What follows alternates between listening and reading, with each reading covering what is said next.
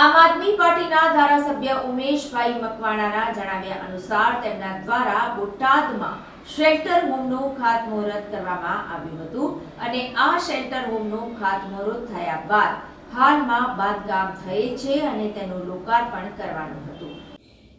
આમ આદમી પાર્ટીના ધારાસભ્ય ઉમેશભાઈ મકવાણાએ જણાવ્યા અનુસાર તેમના દ્વારા બોટાદમાં શેલ્ટર હોમનું ખાતમુહૂર્ત કરવામાં આવ્યું હતું।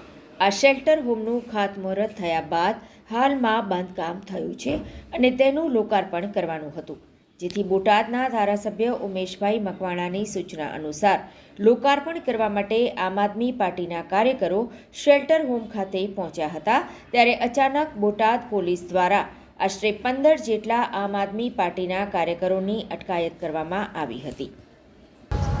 આજે બોટાદ શહેર અમારા આમ આદમી પાર્ટીના માઇનોરિટીના અધ્યક્ષ શૌકત અલી સાહેબ અને અમારા ખૂબ જ સિનિયર એવા કોર્પોરેટર શ્રી મેઘજીભાઈ એની પોલીસ દ્વારા અટકાયત કરવામાં આવી હતી, જેમાં આજે મારો એક ઓફિશિયલી કાર્યક્રમ હતો કે બોટાદ શહેરમાં એક 6 કરોડ ઉપરથી એક શેલ્ટર હાઉસનું આજે લોકાર્પણનો કાર્યક્રમ હતો, જે આજથી 1 વર્ષ પહેલાં મેં એનું ભૂમિપૂજન કરેલું, એનો આજે લોકાર્પણ કાર્યક્રમ હતો। તો જિલ્લા વહીવટીતંત્ર ચીફ ઓફિસર દ્વારા અને એમાં કેવું છે કે ભાઈ આ શેલ્ટર હાઉસનું કામ જે છે એ હજી અધૂરું છે, એટલે કે ધારાસભ્ય દ્વારા એનું લોકાર્પણ ન થાય, એટલે જેથી કરીને આજે અમારા કાર્યકર્તાઓની એની અટકાયત કરવામાં આવી હતી।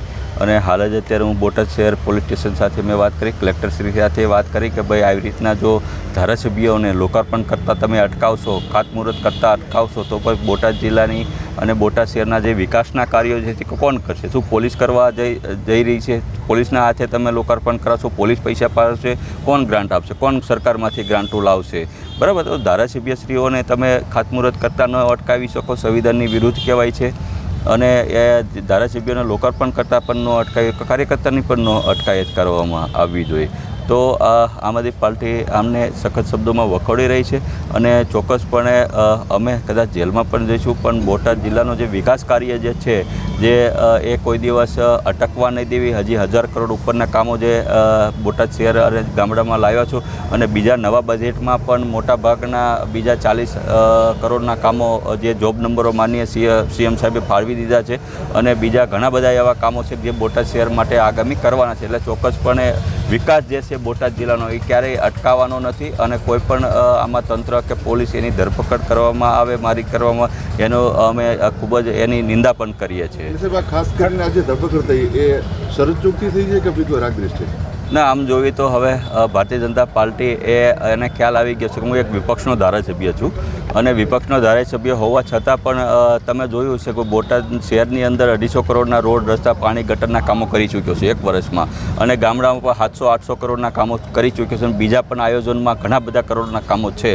એટલે બીજા જે ભારતીય જનતા પાર્ટીના જે સાથી ધારાસભ્યો હોય એને કાંઈક ને કાંઈક અંશે એમ થતું હોય કે ભાઈ હવે ઉમેશભાઈને અટકાવવા જોઈએ કામ કરતાં, જેથી કરીને પબ્લિકમાં એનું ઓલું ન થાય। એટલે મારું જે મોરલ જે છે એ ડિમોરલ કરવા માટે આ કામ છે, પણ આ તો ભાઈ જનતાના કાર્ય છે। આજે બાલુમાર ધારાસભ્ય બોટાદની જનતાના કામ નહીં કરે તો કોણ કરવા આવશે? આ થોડું કલેક્ટર કરશે કે કોઈ વહીવટદાર કરશે? આજે તમે નગરપાલિકામાં જુઓ તો નગરપાલિકામાં છેલ્લા 1.5 વર્ષથી વહીવટદારનું શાસન હાલે છે। શા માટે વહીવટદારનું શાસન હાલે છે? ખૂબ જ ભ્રષ્ટાચાર અત્યારે નગરપાલિકાના ઓલામાં શાસનમાં થઈ રહ્યો છે, બરાબર? શા માટે બન્યું કે ભાઈ નગરપાલિકામાં 44માંથી 40 સીટ બોટાદ શહેરની જનતાએ ભારતીય જનતા પાર્ટીના કોર્પોરેટરને ચૂંટાઈને મોકલ્યા હતા અને ખૂબ ભ્રષ્ટાચાર થયો હતો, 1-2 કરોડો રૂપિયાનો ભ્રષ્ટાચાર થયો હતો અને માનનીય અમારા આગેવાન એવા મેઘજીભાઈ તલસાણીયાએ ઉપવાસ આંદોલન ત્યાં નગરપાલિકામાં કર્યા હતા અને આખી બોડી તમે જોઈએ તો એ બધાએ રાજીનામા પડ્યા હતા અને સુપરસીટ થઈ હતી। અને આજે પણ તમે જુઓ તો બોટાદ નગરપાલિકા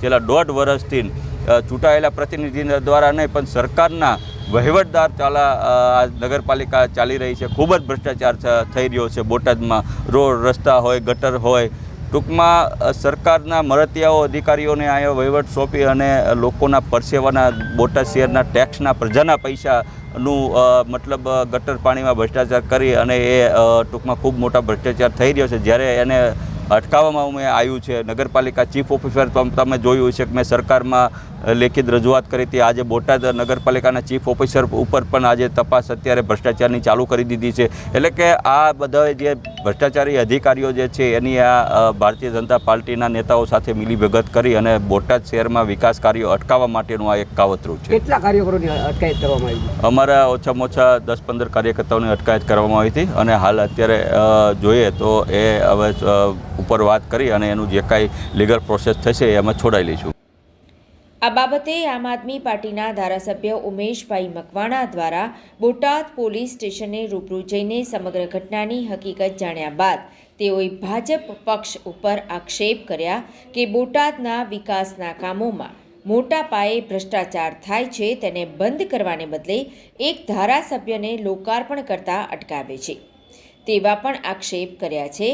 આમ બોટાદના આમ આદમી પાર્ટીના ધારાસભ્ય ઉમેશભાઈ મકવાણા દ્વારા રૂબરૂ પોલીસ સ્ટેશન જઈ કાર્યકરોનો છુટકારો કરાવ્યો હતો. અને માજી કોર્પોરેટર એટલે અમે ત્યાં નવનાળા પાસે MLA સાહેબનો આદેશ હતો કે ત્યાં કાર્યકરો ભેગા કરો અને આપણે એ હોલનું ઓપનિંગ કરવું છે અને ગરીબ માણસોને સુવિધા મળે એ માટે અમે ત્યાં કાર્યકરો બધા ભેગા થયા હતા. અને ત્યાં પોલીસ આવી. પોલીસ અમને પૂછવામાં આવ્યું કોના કહેવાથી, પછી મેં એમ કીધું કે MLA સાહેબના કહેવાથી અમે આ ભેગા થયા છીએ. સ્વાભાવિક છે, બોટાદ જિલ્લાનો જે ધારાસભ્ય હોય કોઈ સ્ટેન્ડર ભરીને તો આવેલો નથી, લોકોના મતથી જીતીને આવ્યો છે બોટાદના વિકાસ કરવા માટે. એ માટે અમે ઊભા હતા. પછી સાહેબે કીધું કે ભાઈ આ નહીં થાય તો મેં કહું ન થાય તો બોલો ને સાહેબ, તાકે બે જાવ પોલીસ સ્ટેશન. મેં કહું હાલો સાહેબ, અમે કંઈ ગુનો તો કર્યો નથી. પોલીસે જણાવ્યું ખરું કે કોના આદેશથી અમે ધરપકડ કરી એવું જણાવ્યું ખરું? ના, પોલીસે એવું કંઈ મને જણાવ્યું નહીં, પણ મેં પોલીસને કીધું હતું કે અમારા MLAના કહેવાથી અમે અહીં ભેગા થયા છીએ અને આ રિબિન કાપવાની છે આ હોલની ગરીબ જનતા માટેની. 27 વર્ષથી કોઈ કરી શક્યું નહોતું. MLAએ ખાતમુહૂર્ત કર્યું. ખાતમુહૂર્ત કર્યા પછી આનો MLA જે છે એ રિબીને એના હસ્તગત કાપે ને તો આ લોકોને ભાજપવાળાને પેટમાં તેલ રડતું હોય છે. અને ઉપરથી અધિકારીને જે તે અધિકારીને કહી દીધું કે ભાઈ MLA આ ઓપનિંગ થવું ન પડે. બસ આ વાતને આ ચીજ. કેટલા જણાની અટકાયત કરી હતી અત્યારે? અમારે અંદાજે અટકાયત 10 થી 12 જણાની અટકાયત કરી હતી. એમાં બીજા લોકોને મુક્ત કર્યા હતા. અમને 3, મને મારા સુપુત્ર સંજય અને મોલાના આગેવાન જે આપના છે એની અમને 3ની અટકાયત કરી હતી. મારો બાબો તો કારખાને જ હતો એની બેબીને મૂકવા, છતાં એને કે તું બેસી જા. પછી મેં મારા બાબાને સમજાવ્યો, મેં બેસી જા ને, આપણે ક્યાં ગુનો કર્યો, બરાબર પોલિટિશિયન અમે બેસીને બિયા કાર્યવાહી કરી અને રિહા કરવામાં હે કેવા પ્રકારની કાર્યવાહી કરી અને રિહા કરવામાં અમારે અટકાયત કરીને અમને વગર જામીને અમને મુક્ત કરવામાં આવ્યા.